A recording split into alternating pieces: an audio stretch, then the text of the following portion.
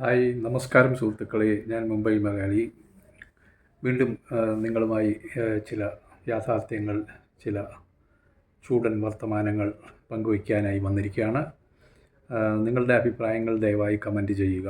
നല്ല അഭിപ്രായങ്ങളും നെഗറ്റീവ്, അത് നല്ലതെന്ന് ഞാൻ ഉദ്ദേശിച്ചത് ഒരു പോസ്റ്റ് വരുമ്പോൾ അല്ലെങ്കിൽ യൂട്യൂബിലൊക്കെ നമ്മൾ കാണുന്നത് എതിരഭിപ്രായങ്ങളൊക്കെ വരാറുണ്ട്. അതൊക്കെ ഞാൻ വെൽക്കം ചെയ്യുന്നു. കാരണം നിങ്ങളുടെ അഭിപ്രായം ഒറ്റ വാചകത്തിൽ കൂടുതൽ ഞാൻ ഉദ്ദേശിക്കുന്നില്ല. അപ്പോൾ നിങ്ങളുടെ ഒരു അഭിപ്രായം തീർച്ചയായും രേഖപ്പെടുത്തുക. എൻ്റെ ചാനൽ കണ്ടുകൊണ്ട് ഇരിക്കുക മാത്രം ചെയ്യാതെ.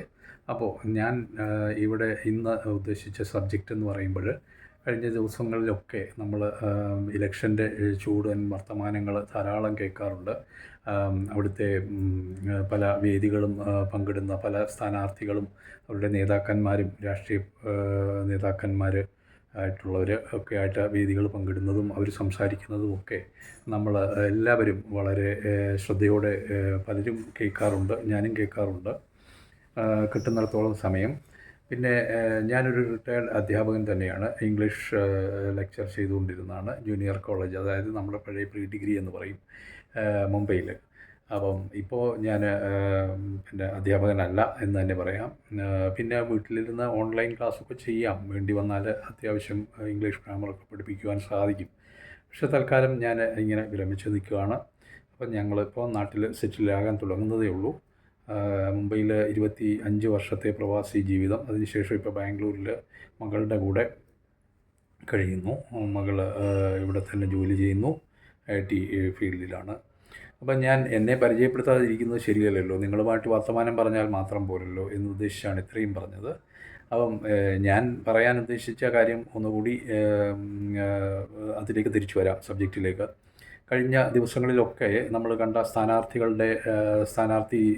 ആദ്യം നമ്മൾ സ്ഥാനാർത്ഥി പട്ടികയ്ക്ക് വേണ്ടി വെയിറ്റ് ചെയ്തു. അതിനുശേഷം എല്ലാ രാഷ്ട്രീയ പാർട്ടികളുടെയും സ്ഥാനാർത്ഥികളുടെ പട്ടിക വന്നു. അവരൊക്കെ പലരെയും നമ്മൾ കേൾക്കുകയും കാണുകയൊക്കെ ചെയ്യുന്നുണ്ട്. അപ്പോൾ ഈ സ്ഥാനാർത്ഥി പട്ടികകളുടെ കാര്യം പറഞ്ഞു കഴിഞ്ഞാൽ, നമ്മൾ കണ്ട് കേട്ടുമടുത്ത കാര്യങ്ങൾ തന്നെ പറഞ്ഞുകൊണ്ടിരിക്കുന്ന സ്ഥാനാർത്ഥികളോട് പൊതുവേ ഒരു താല്പര്യക്കുറവ് എല്ലാവർക്കും വരാറുണ്ട്. എൻ്റെ രാഷ്ട്രീയം പറഞ്ഞു കഴിഞ്ഞാൽ എല്ലാവർക്കും അവരുടേതായിട്ടുള്ള രാഷ്ട്രീയമുണ്ട്. എനിക്കും രാഷ്ട്രീയമൊക്കെ ചെറുപ്പകാലം തൊട്ട് അതായത് നമ്മൾ വളരെ കുഞ്ഞുങ്ങളായിരിക്കുമ്പോൾ രാഷ്ട്രീയമൊന്നും ഇല്ലല്ലോ. ഒരു 10ാം ക്ലാസ് കഴിയുന്നിടം വരെ ഒരു രാഷ്ട്രീയവും കാണില്ല ആർക്കും. പിന്നെ വീട്ടിലൊക്കെ എന്തൊക്കെയാണ് നടക്കുന്നത്, സംഭവങ്ങളതൊന്നും പ്രത്യേകം ആരും ശ്രദ്ധിക്കാറുമില്ല. നമ്മുടെ മാതാപിതാക്കൾ എന്ത് ചെയ്യുന്നു, വോട്ട് ചെയ്യാൻ പോകുന്നത് പോലും. പിന്നെ പല രാഷ്ട്രീയ പ്രഭാഷണങ്ങളും അല്ലെങ്കിൽ ഇങ്ങനെ രാഷ്ട്രീയ ചൂടിൽ പണ്ട് കാലത്തൊക്കെ ഇങ്ങനെ മൈക്ക് വെച്ച് അനൗൺസ് ചെയ്ത് പോകുന്നതൊക്കെ നമ്മളും കേൾക്കാറുണ്ട്. അതിൻ്റെ ചൂടൊക്കെ അറിയാറുണ്ട്. എങ്കിലും വളർന്നു വന്ന കാലഘട്ടം മുതൽ ഡിഗ്രിക്ക് പഠിക്കുമ്പോൾ, ഞാൻ പത്തനംതിട്ട ജില്ലക്കാരനാണ്. അപ്പം തിരുവല്ലയായിരുന്നു എൻ്റെ സ്വദേശം.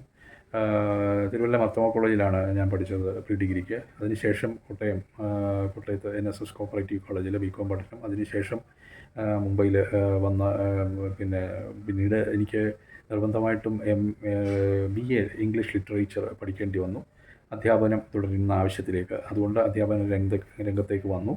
അങ്ങനെ ഞാൻ ഒരു അധ്യാപകനായത്. അതിനു മുമ്പ് വളരെ കാലം ചെറിയ ബിസിനസ് ഒക്കെ നടത്തി നാട്ടിലെ തിരുവല്ലയിൽ തന്നെ ഉണ്ടായിരുന്നു. പലർക്കും എൻ്റെ സുഹൃത്തുക്കളായുള്ള പല സുഹൃത്ത് ബന്ധങ്ങൾ ഇപ്പോഴും ഞാൻ കാത്തു സൂക്ഷിക്കാറുണ്ട്. പല രാഷ്ട്രീയ പാർട്ടികളിൽപ്പെട്ടവരും വിവിധ മേഖലകളിൽ ജോലി ചെയ്യുന്നവരുമായിട്ട് ഇന്നും ഞാൻ കാത്തു സൂക്ഷിക്കുന്നു.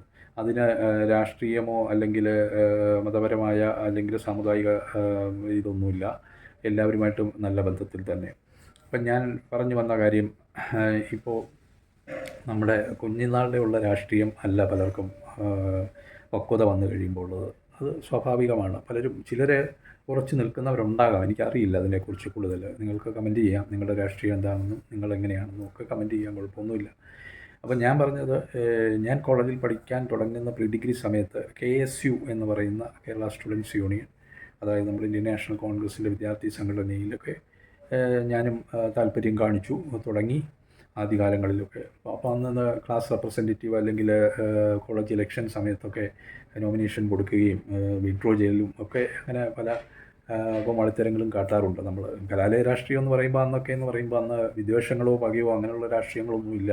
SFI ആണെങ്കിലും സ്റ്റുഡൻസ് ഫെഡറേഷൻ ഓഫ് ഇന്ത്യ അല്ലെങ്കിൽ കേരള സ്റ്റുഡൻസ് യൂണിയൻ, അന്ന് ABVP സംഘടനകളൊക്കെ പിറന്നു വീഴുന്നതേ ഉള്ളൂ, ഏകദേശം വരുന്നതേ ഉള്ളൂ. അന്ന് ആ സംഘടനകളൊന്നും പ്രത്യേകമായിട്ട് കാര്യക്ഷമമായിട്ടില്ല ഒരു കലാലയത്തിലും. അപ്പം സോഷ്യലിസ്റ്റ് പ്രസ്ഥാനങ്ങളൊക്കെ അന്ന് രാജ്യത്തുണ്ടായി വന്നെങ്കിലും അതായത് മറ്റ് ജനതാ പാർട്ടി പോലുള്ള ഭാരതീയ ജനതാ പാർട്ടി പിന്നീട് എന്നാണ്. അപ്പോൾ ഞാൻ പറഞ്ഞു വന്നത് അന്ന് KSU രാഷ്ട്രീയത്തിലൊക്കെ വിശ്വസിച്ചിരുന്ന ഒരാളെന്ന നിലയിൽ അന്നും KSUവിന് 2 വിഭാഗങ്ങൾ ഉണ്ടായി വന്ന ഒരു സമയമായിരുന്നു. KSUI എന്നും KSU എന്നും. അപ്പോൾ അന്നൊക്കെ KSUI എന്ന് പറയുമ്പോൾ KSUIയുടെ സ്ഥാനാർത്ഥി എന്ന നിലയിൽ തന്നെയാണ് ഞാനന്ന് ഈ എന്താണെന്ന് പോലും കൂടുതൽ പഠിക്കുവാൻ നമ്മൾ തയ്യാറായിരുന്നത്. കുറേ സുഹൃത്ത് ബന്ധങ്ങളുള്ള ആൾക്കാരെല്ലാം കൂടി ചേർന്ന് KSU. അപ്പം നമുക്കറിയാവുന്ന KSU എന്ന് പറയുമ്പം ഇന്ത്യൻ നാഷണൽ കോൺഗ്രസ്സിൽ അന്ന് ഇന്ദിരാ ഗാന്ധി ഉണ്ടായിരുന്ന സമയം മുതൽ ഇങ്ങോട്ട് ഉള്ള കാര്യങ്ങൾ. അന്ന് ഇന്ദിരാഗാന്ധി, അതാണ് KSUI എന്ന് ഉദ്ദേശിച്ചത്. അപ്പം അങ്ങനെ KSUI യിൽ നിന്ന് മാറി നിന്ന ഒരു ഘടകം കേരള കലാലയ രാഷ്ട്രീയത്തിലുണ്ടായിരുന്നു. അന്നൊക്കെ ആ രാഷ്ട്രീയത്തിനായിരുന്നു ഇവിടെ കൂടുതൽ വില, അല്ലെങ്കിൽ നാട്ടിൽ നമ്മുടെ കേരളത്തിൽ. അപ്പം എന്നോട് മാറി നിൽക്കാൻ പറഞ്ഞ അവസരത്തിൽ KSU മറ്റ് സ്ഥാനാർത്ഥി ഇവിടെ മത്സരിക്കുന്നു, അപ്പോൾ അദ്ദേഹത്തിൻ്റെ പാരലായിട്ട് മത്സരിക്കേണ്ട എന്ന് പറഞ്ഞ് അഭ്യർത്ഥിച്ചതിനെ തുടർന്ന് അന്ന് സുഹൃത്ത് ബന്ധങ്ങൾ വെച്ച് നമ്മൾ പിന്നെ മാറി നിന്നു. കാരണം അന്നൊക്കെ സുഹൃത്ത് ബന്ധങ്ങൾക്കായിരുന്നു വില. പിന്നെ പൊതുവേ അന്ന് കോളേജിൽ പഠിക്കുന്ന സമയത്ത് നമ്മൾ വിവിധ കലാപരിപാടികളിലൊക്കെ കോളേജ് കലോത്സവങ്ങളിലൊക്കെ പങ്കെടുക്കുകയും അന്ന് രാഷ്ട്രീയ വ്യത്യാസം ഒന്നും ഇല്ല. എല്ലാ രാഷ്ട്രീയ പാർട്ടിയിലും പെട്ട ആൾക്കാരുകളൊക്കെ ഒന്നിച്ചെന്ന് ഞങ്ങൾ ഒന്നിച്ച് നാടകമാണെങ്കിലും ഗ്രൂപ്പ് സോങ് അങ്ങനെയൊക്കെയുള്ള പരിപാടികളിൽ പങ്കെടുക്കുകയും പ്രൈസ് വാങ്ങിക്കുകയും ഒക്കെ ചെയ്തിട്ടുണ്ട്. അപ്പം ഇത് ഞാനിപ്പോൾ പറഞ്ഞു വരാൻ കാര്യം, നമ്മൾ ഒരു സമയത്ത് ഈ കലാലയ രാഷ്ട്രീയം എന്ന് പറയുമ്പോൾ നമുക്ക് അന്ന് പറയുമല്ലോ, ഈ പിള്ള മനസ്സിൽ കള്ളമില്ല എന്ന് പറയുന്ന ഒരു ചൊല്ലുണ്ടല്ലോ, എന്ന് പറയുന്ന പോലെ നമുക്കന്ന് മറ്റ് രൂക്ഷമായ ചിന്താഗതികളൊന്നും ആർക്കും ഉള്ളിലില്ല, അല്ലേ? ശരിയല്ലേ ഞാൻ പറഞ്ഞത്? അപ്പോൾ ഇന്നത്തെ രാഷ്ട്രീയം ആകെപ്പാടെ മാറിയിരിക്കുകയാണ്. പ്രത്യേകിച്ച് കലാലയ രാഷ്ട്രീയമാണ് ഞാൻ പറഞ്ഞു വന്നത്.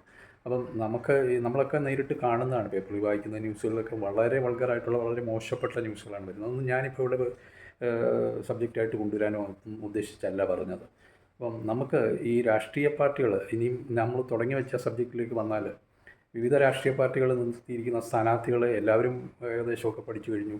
നമ്മളെല്ലാം വോട്ടർമാരാണ്, നമ്മളൊക്കെ നമ്മുടെ വോട്ടവകാശം വിനിയോഗിക്കേണ്ടവരാണ്. ഒരുപക്ഷെ പത്തനംതിട്ടയിൽ ഞാനും വോട്ട് ചെയ്യാൻ 26-ാം തീയതി എത്തും. പത്തനംതിട്ടയിലെ സ്ഥാനാർത്ഥികൾ 3 പേര് ഉണ്ട്. അപ്പോൾ അതിൽ വിവിധ രാഷ്ട്രീയ പാർട്ടികളിൽപ്പെട്ട. അപ്പം എൻ്റെ ഒരു അഭിപ്രായം, പൊതുവേ നമ്മൾ നോക്കേണ്ടതെന്ന് രാഷ്ട്രീയ പാർട്ടികളുടെ രാഷ്ട്രമാണ് വലുത്, അല്ലെങ്കിൽ രാഷ്ട്രീയ പാർട്ടികൾ അവിടെ നിൽക്കട്ടെ. അപ്പോൾ വലിയ ഒരു മഹത്തരമായ ഒരു ഒരു ഒരു ഒരു ജനാധിപത്യ പ്രക്രിയയിലേക്ക് നമ്മൾ കടക്കുമ്പോൾ, വോട്ട് ചെയ്യാൻ പോകുമ്പോൾ രാഷ്ട്രമാണ് വലുത് എന്ന് കരുതി നമ്മൾ നിൽക്കുന്ന കാൻഡിഡേറ്റ് സ്ഥാനാർത്ഥികൾ ആരാണെന്ന് നല്ലപോലെ പരിചയപ്പെട്ടതിന് ശേഷം അവർക്ക് വോട്ട് ചെയ്യാൻ ശ്രമിക്കുക. അപ്പോൾ ഞാൻ പറയുമ്പോൾ ഒരു രാഷ്ട്രീയ പാർട്ടിയും ഞാൻ എടുത്തു പറയുന്നില്ല. കാരണം ഞാൻ പറഞ്ഞു വന്നത്, പണ്ട് കലാലയ രാഷ്ട്രീയങ്ങളിലൊക്കെ എങ്ങനെയാണ് വ്യക്തിത്വം, അല്ലെങ്കിൽ വ്യക്തി ആരാണ്, അവർക്ക് എന്ത് ചെയ്യാൻ സാധിക്കും എന്ന് നമ്മൾ വിലയിരുത്തിയതിന് ശേഷമാണ് വോട്ട് നൽകുക എന്ന് തന്നെയാണ് ഞാൻ കരുതുന്നത്. അപ്പോൾ അന്നത്തെ കാലത്തൊക്കെ ചിലപ്പോൾ പാട്ട് പാടുമ്പോൾ കൂടുതൽ വോട്ട് കിട്ടുക, ഇങ്ങനെയൊക്കെ വരാം, സാധ്യതയുണ്ട്. പക്ഷേ അത് മറുവശത്ത് എങ്കിൽ പോലും നമ്മൾ സ്ഥാനാർത്ഥികൾ വ്യക്തിപരമായിട്ടാണ് വോട്ട് കൂടുതലും ചെയ്യാറ്. അതിന് രാഷ്ട്രീയ താല്പര്യമൊന്നും പ്രത്യേകിച്ച് നോക്കാം. അപ്പോൾ ഇതേ രാഷ്ട്രീയം തന്നെ നമുക്ക് ഇതേ രീതിയിൽ തന്നെ നമുക്കിപ്പോൾ ചിന്തിച്ചാൽ എന്താണ്?